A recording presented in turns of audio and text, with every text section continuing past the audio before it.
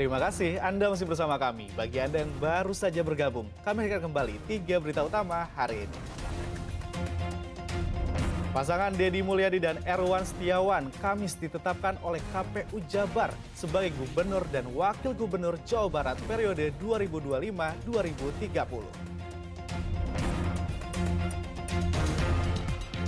Melonjaknya harga bahan pangan termasuk cabai membuat pasar atas baru Cimahi sepi pembeli.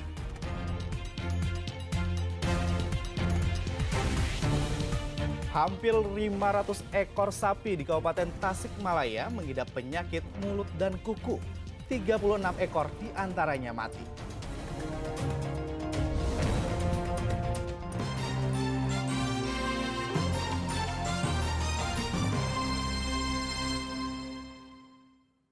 Pejabat Gubernur Jawa Barat Rabu lalu meninjau pelaksanaan program makan bergizi gratis bagi para pelajar di Kota Sukabumi. Pemprov mengakui pelaksanaan program ini belum bisa merata di seluruh wilayah karena prasarana yang belum siap. Para siswa SMA Negeri 5 Kota Sukabumi di Kecamatan Ciberem, Kota Sukabumi ini gembira menerima pasokan makanan bergizi gratis untuk mereka. Ditinjau oleh penjabat Gubernur Jawa Barat Rabu lalu, satu porsi makanan bergizi gratis berisi nasi, daging ayam, sayuran, buah jeruk, serta susu. Catatan Pemprov Jabar, di Kota Sukabumi sudah ada 3.025 siswa yang mendapatkan makanan bergizi gratis setiap harinya. Sedang menu makanan telah ditentukan oleh ahli gizi yang ditunjuk. Tahun Bapak sendiri sudah dinilai memang. Kalau secara mereka memang ada ahli gizinya, dan saya lihat juga cara penyajiannya baik, nasinya, terus kemudian tadi ada ayam semur, ayam kecap, terus sayuran, ada buah, dan bahkan ada susu ya hari. Ya siap ya. Target MBG sejabat terrealisasi kapan Pak? Nah itu masih bertahap ya dari tergantung arahan dari Badan Gizi Nasional. Di Jawa Barat saat ini belum seluruh daerahnya terjangkau program makan bergizi gratis. Salah satunya karena prasarana dapur yang belum selesai dibangun. Untuk melaksanakan program MBG, saat ini pemerintah Provinsi Jawa Barat telah mengalokasikan anggaran sebesar 1 triliun rupiah yang bersumber dari anggaran pendapatan dan belanja daerah atau APBD. Asep Didi melaporkan dari Kota Sukabumi. Memasuki awal tahun 2025, harga berbagai komoditas pangan melonjak cukup tinggi. Mulai dari cabai, sebagian sayur, hingga telur ayam. Warga pun harus melakukan berbagai siasat agar daya beli mereka tetap terjaga di tengah himpitan kenaikan harga. Harga berbagai bahan pangan di Pasar Cikurubu, Kabupaten Tasikmalaya mengalami kenaikan sebagai akibat pasokan barang dari petani yang mengalami penurunan. Dampaknya penjualan menjadi sepi dan para konsumen pun menahan diri untuk belanja atau mengurangi jumlah belanjaan mereka. Saat ini komoditas yang harganya masih mahal antara lain cabai merah besar atau merah keriting di harga Rp80.000 per kilogram. Sedang harga cabai rawit merah atau cabai domba justru terus merangkak naik hingga menyentuh angka Rp95.000 per kilogram. Begitu juga dengan harga kol yang mencapai Rp10.000, tomat Rp12.000 per kilogram. Sedang mentimun harganya sudah mulai turun menjadi Rp4.000 per kilogram. Harga telur ayam juga masih mahal, dijual dengan harga Rp30.000 per kilogram. Mahalnya harga telur telah membuat penjualan menurun. Banyak pembeli yang membeli dengan jumlah hanya separuh dari biasanya. Di saat yang sama, muncul kekhawatiran pedagang telur di Pasar Cikurubuk bahwa pengalaman buruk saat pemerintah menjalankan program Keluarga Harapan (PKH) dengan membagikan telur bisa berulang seiring pelaksanaan program makanan bergizi gratis bagi pelajar yang mulai bergulir tahun ini. Pada saat program PKH, harga telur melonjak akibat stok telur diborong oleh pemerintah. Pedagang pasar pun terpaksa mengambil telur dengan harga tinggi. Namun di sisi lain, telur yang mereka jual jadi tak laku karena sebagian pelanggan mereka telah mendapatkan telur pembagian dari program PKH. Pedagang berharap pengalaman buruk tersebut tidak terulang lagi saat ini. Saat ini mah belum ada dampaknya Pak, belum ada gitu. Tapi kalau udah berjalan kayak umpamanya 1 bulan 2 bulan pasti ada dampaknya. Pengalaman waktu ada bantuan PKH gitu. Waktu ada PKH dari harga melambung dijualnya sepi Pak. Soalnya yang biasa langganan beli mengeluh ada pembagian katanya, jadi ke pasar nggak belanja. ya. Iya, ada pembagian. Sedangkan kita beli di kandang harganya melambung. Iya. Kandang juga nggak peduli, tapi mudah-mudahan jangan ya.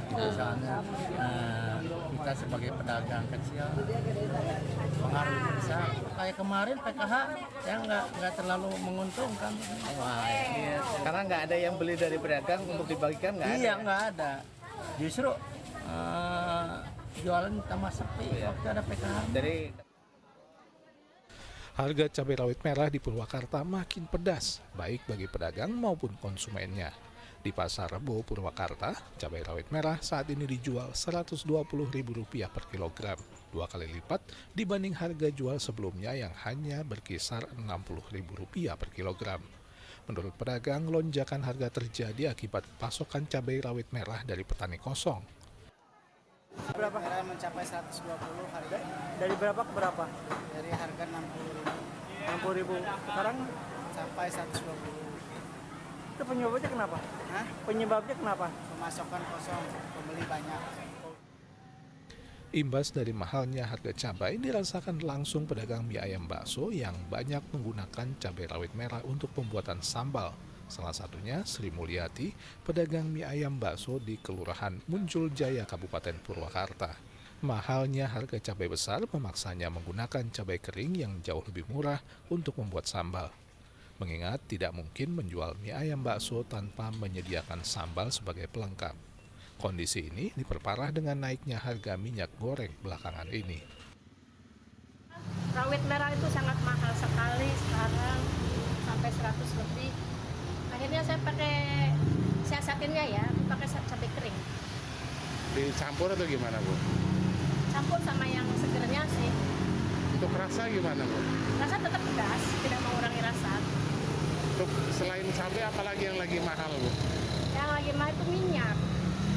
Kalau minyak kita aja yang 1 liter udah 17.500, kalau yang 900 ml 17.000. Nah untuk minyak yang premium itu udah 40.000 lebih. Tergantung merek.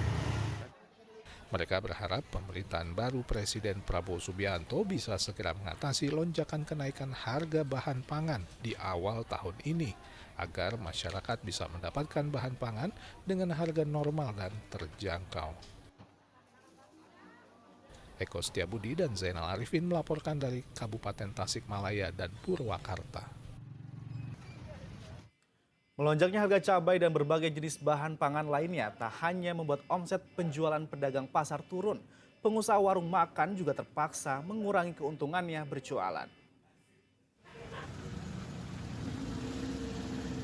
Suasana Pasar Atas Baru atau PAB Kota Cimahi pagi hari lebih sepi dari biasanya. Harga berbagai jenis bahan pangan terutama sayuran dan berbagai jenis cabai yang terus naik membuat daya beli masyarakat yang biasa berbelanja di pasar tradisional terbesar di Kota Cimahi ini sedikit lesu. Hal itu diakui oleh sejumlah pedagang cabai yang mengalami penurunan omset karena harga cabai rata-rata naik 2 kali lipat. Cabai rawit merah misalnya kini dijual rata-rata Rp120.000 per kilogram. Padahal sepekan sebelumnya pedagang masih menjual dengan harga Rp60 hingga Rp70.000 per kilogram. Demikian juga dengan cabai keriting dan cabai merah besar yang sebelumnya dijual Rp40.000 kini naik menjadi Rp80.000 per kilogram.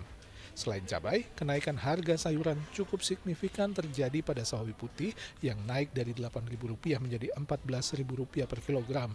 Kenaikan ini memaksa masyarakat mengurangi jumlah pembelian mereka. Ya, pada naik sayuran, keringan. Pannya Bu gimana Bu? Ya mudah-mudahan secepatnya lah agak turun lagi ya, kasihan gitu. Ngaruh ya Bu ya ke penjualan? Ngaruh? Penjualan juga kurang, biasanya beli setengah atau seperempat, sekarang seon, cengkeh juga gitu. Katanya disebabkan apa Bu? Sebabnya apa Bu katanya? Iya, kasarnya mahal, jadi uangnya dibagi-bagi gitu.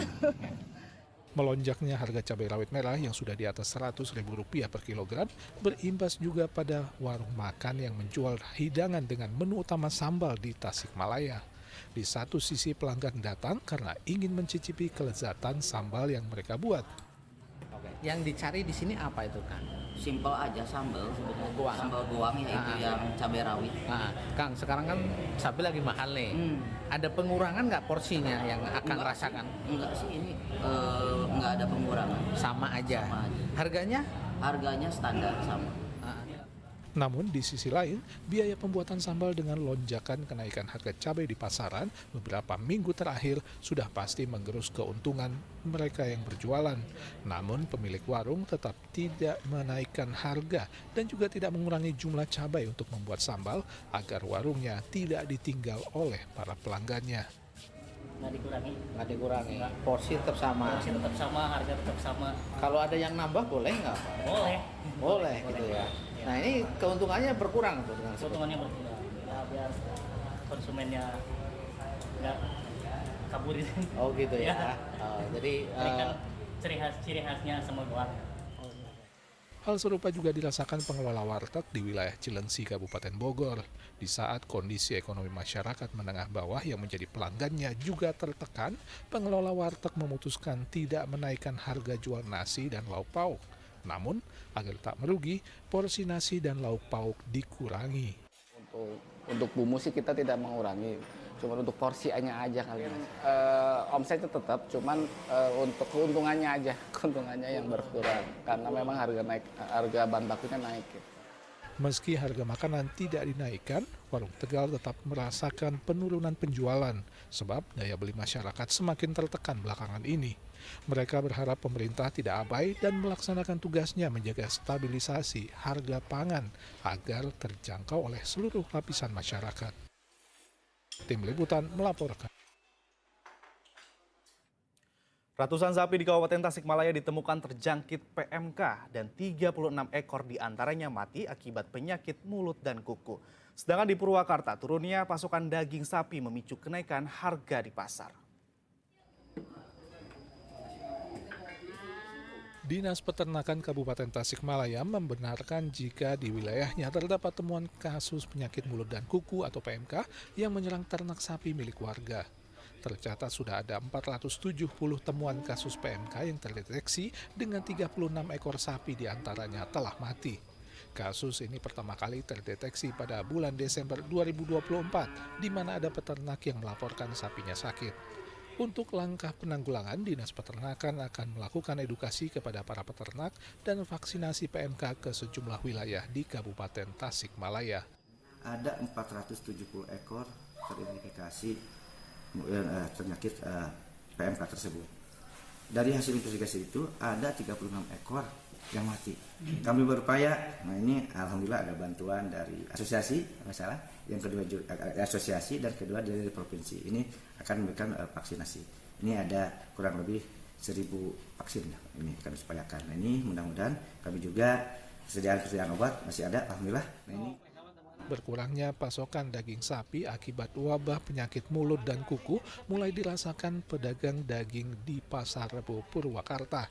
Harga daging sapi mulai merangkak naik dari biasanya dijual Rp120.000 per kilogram pekan lalu, saat ini dijual Rp125 hingga Rp130.000 per kilogram. Di saat yang sama, daya beli masyarakat semakin melemah, tercermin dari turunnya penjualan daging sapi. Minimal 125. Gitu. Cuma daya beli nggak ada. Daya beli nggak ada. Tapi kekhawatiran Pak gimana? Khawatiran mah ada. Tapi nggak ini dah.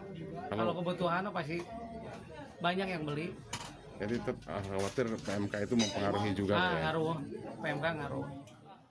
Meski kenaikan harga daging sapi Rp5 hingga Rp10.000 per kilogram dinilai masih terjangkau bagi konsumen yang membeli dalam jumlah kecil, namun saat ini harga berbagai bahan pangan lainnya juga masih mahal. Warga ingin agar harga bahan pangan segera turun. Tapi Ya naik, ya ini cuma beli sedikit aja, gitu, udah banyak. harapan warga sendiri dengan harga-harga sekarang gimana sih Bu? Ya kepengennya turun lagi, kepengen jangan terlalu mahal, sembako semua turun, jangan naik-naik tahun 2025. Termasuk daging juga pengennya Ya murah pengen ya. turun, murah lagi. Akibat wabah penyakit mulut dan kuku yang melanda Jawa Timur, Jawa Tengah, dan sebagian wilayah Jawa Barat, arus lalu lintas perdagangan sapi nyaris lumpuh. Hal inilah yang menyebabkan pasokan sapi dan permintaan sapi juga anjlok. Di wilayah Purwakarta, tercatat ada 3 kecamatan, yaitu Kecamatan Bojong, Tegalwaru, dan Sukasari yang telah ditemukan kasus sapi yang terjangkit PMK. Eko Setiabudi dan Zainal Arifin melaporkan dari Kabupaten Tasikmalaya dan Purwakarta.